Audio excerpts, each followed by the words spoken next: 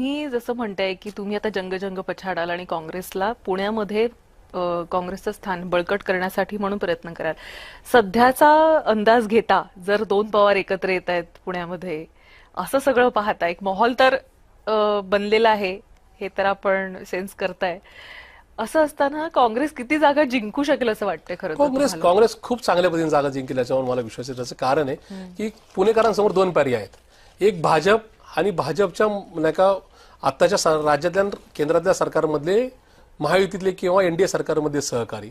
त्याच्यामुळं गंगाधर ही शक्तिमाने और शक्तिमानी गंगाधर आहे अशा प्रकारचं सामान्य नागरिकांना माहिती आहे. आणि दुसरीकडे काँग्रेस पक्ष जो प्रबळ विरोधी पक्ष आहे आणि आमच्याबरोबर पुण्यामध्ये युबीटी आहे, माननीय उद्धव बाळासाहेब ठाकरे यांचा शिवसेना पक्ष आमच्या बरोबर आघाडीमध्ये आहे.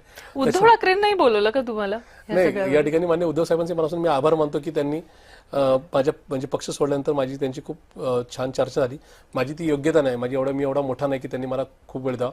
फोनद्वारे त्यांची चर्चा झाली, किंबहुना मी त्यांच्या पक्षात काम करू शकतो अशा प्रकारचं त्यांनी अरे वा, म्हणजे सुतोवाच तिथूनही केलं. ऑफर होती. अशा प्रकारे त्यांनी मला बोलले ही माझ्या आयुष्यातील सुखद आठवण आहे, सोनेरी आठवण आहे की कधीतरी एका पक्षाचा मोठा नेता आपल्याला या संदर्भात थेट आपल्याशी बोलणं करतं. त्यामुळं ती सोनेरी आठवण आहे.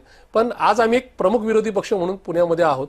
त्यामुळे आता पुणेकरांसमोर दोन चॉईस आहेत. एक भाजप आणि भाजपचे मित्रपक्ष आणि दुसरीकडे काँग्रेस आणि काँग्रेसच्या बरोबरचा असणारा मित्रपक्ष जो आज विरोधी पक्षात आहे.